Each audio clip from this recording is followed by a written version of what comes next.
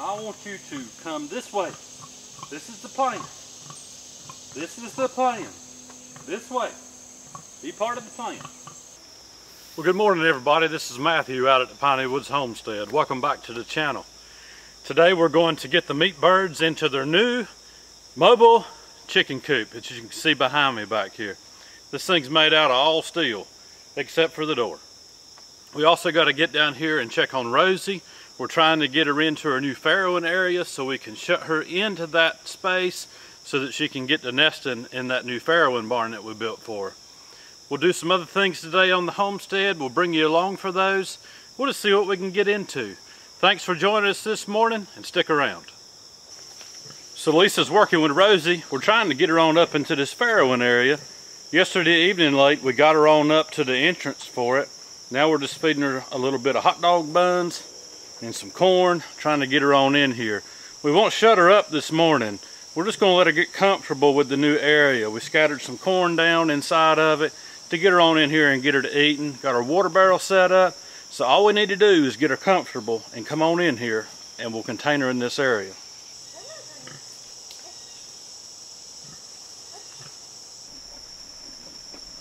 We'll feed her just outside of that entrance. There's no gate on that yet, and that's on purpose, because this is where the piglets will learn the electric, but we're trying to bring her up through this way because it's a pretty straight shot. So we're feeding her just outside of that entrance this morning.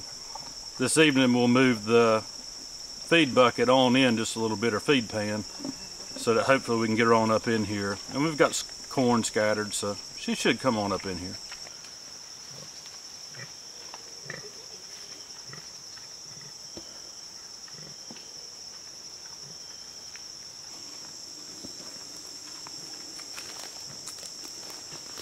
Whoa, him.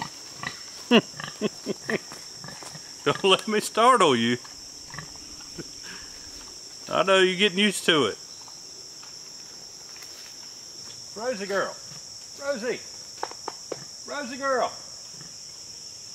We're going to let her mellow out, eat her breakfast, and get comfortable with her new surroundings.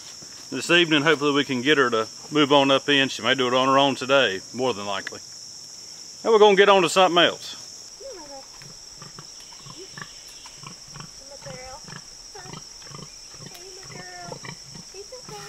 So y'all, one other task I got to get done today is to make some jumper wires. If you remember, I put some electric on the inside of that farrowing area so that Rosie won't forget what that heat's like while she's in here for about 6 weeks. And so to make those jumpers, I always keep some old water hose laying around. And what we'll do is we'll cut some of this water hose and we'll be able to run our wire through it to jump from a hot wire to a wire that's not hot yet. And it works pretty good to insulate around, going around a wooden post or things of that nature, but you'll see here in a minute what I'm talking about. So one of the first things I'm going to do is take a piece of scrap lumber that's about 8 feet tall, and I'm going to screw it into the back side of one of these fence posts out here, and we're going to run our insulated wire up over the top of it.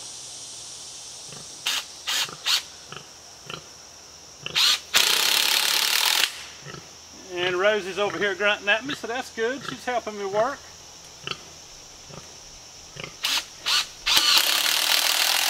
Like, what are you doing, man? Alright, so that one's done. I'll move over to the inside and get another post done. Alright, so now I'm going to do the same thing on this other post on the inside of the pasture.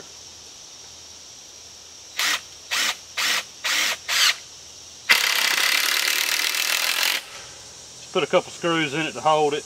Ain't gonna be nothing fancy.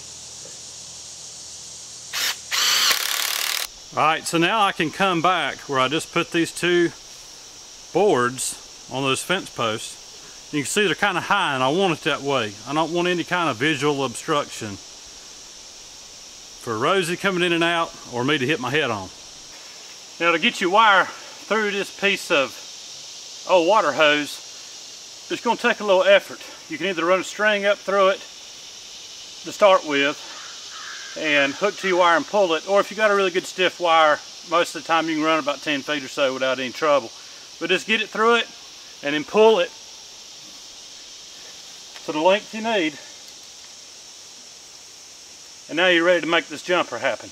Now what I'm going to do to secure it to these boards is I'll just take some thin gauge wire and wire this water hose up all the way up the boards. So now that I have the water hose tied up onto both of those posts into a nice archway, now I can take this end of the wire and hook it into the new section of wire for the farrowing area. I won't hook up the hot wire until Rosie's been in here and is comfortable.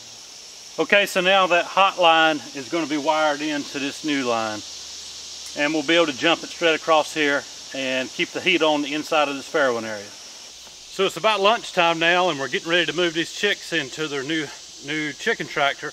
We decided to let the grass dry off. It's been nice and breezy this morning since that rain came through yesterday. We didn't want to put them on wet grass to start with. So we're going to go in here and get their feeder set up and their water set up, and I'll show you the inside of this coop and how we built it. So this coop we built out of metal studs, like you would frame a commercial building with. And we used those because we had them. We had a bunch of them up at the barn. And all we did was buy a couple cattle panels, run them in the style of a hoop, like we did our other one, and took self-tapping screws and put everything together. This one here is very sturdy, but yet it's very lightweight. It's really easy to move, and it holds the same amount of birds as the old one did. So on this coop, we went all the way around it with hardware cloth. And we did that so it would be much harder for any kind of predator to bite their way in or snatch a bird by sticking their paw through at night while they're in here trying to get some sleep. The back side of the coop has some greenhouse poly on the back, the hard poly board. And that was given to me by a friend of mine that had some left over from a building project. And it worked out good. It lets light in, and at the top we've got chicken wire. So the very front of this tractor and the very back of it are chicken wire. It gives good airflow. And we can also raise the sides of the curtains if we need to. So the first thing I got to do is get this feeder set to the height it's going to need to be. And we just want it barely off the ground.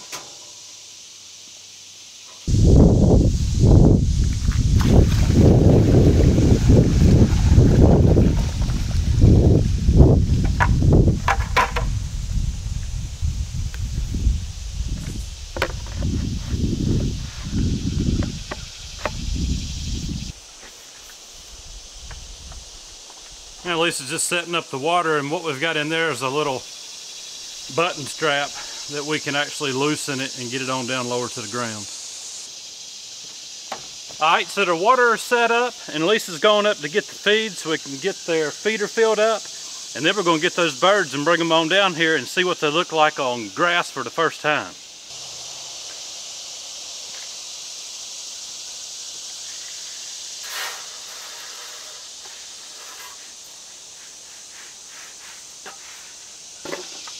And if you'll notice on this feeder, we don't have that spinny bar up on top to keep the chickens from spinning off. It's a wide feeder and we just don't have a bar for it. But it works out good, gives them plenty of room to eat.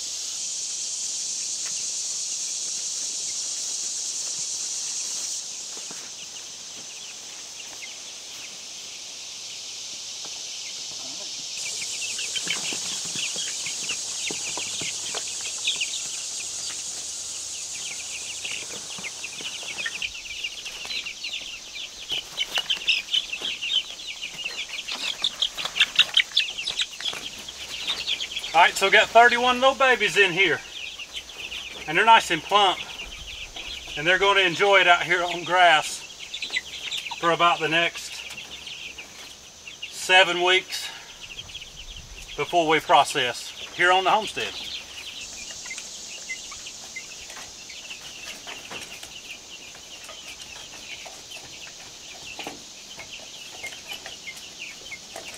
Alright guys, so now we got these babies into their chicken tractor, and we'll move them in a few days. When they're baby chicks, you don't need to move them every single day.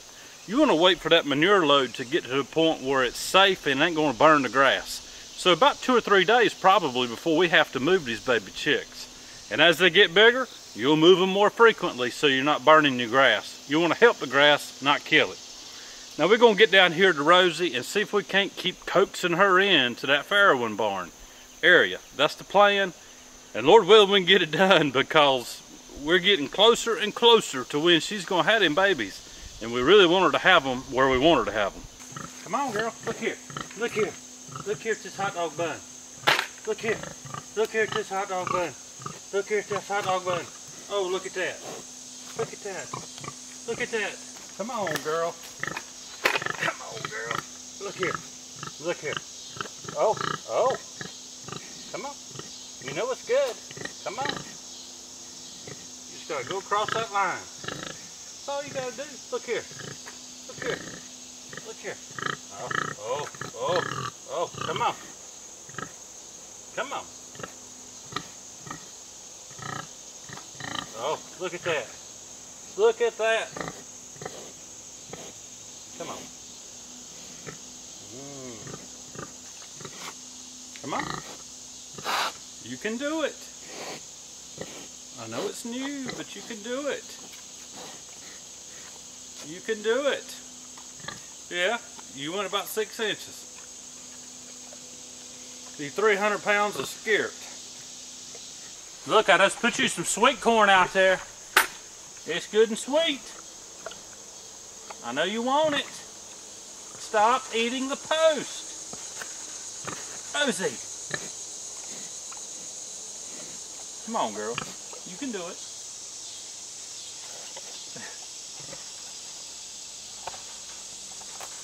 Oh, Lord have mercy, girl. Well, guys, unfortunately, Rosie seems to be more interested in the treated post and eating it than she is hot dog buns and sweet corn. But she'll get on in here. Just gonna take a little bit of coaxing, I guess. Try not to stress her out. But she's stressing me out.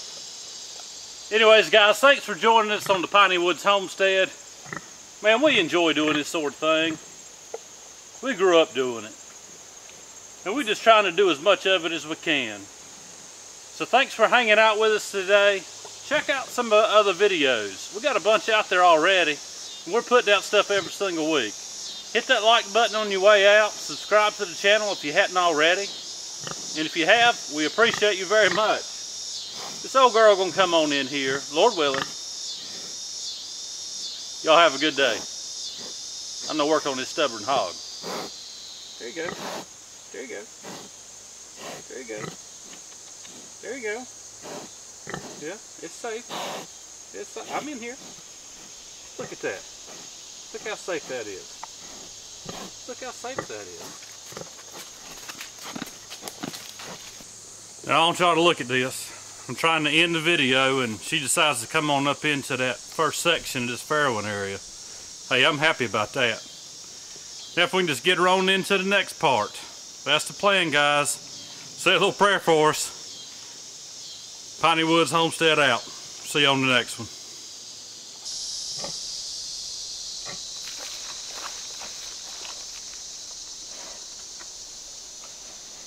I'd say the accommodations are satisfactory.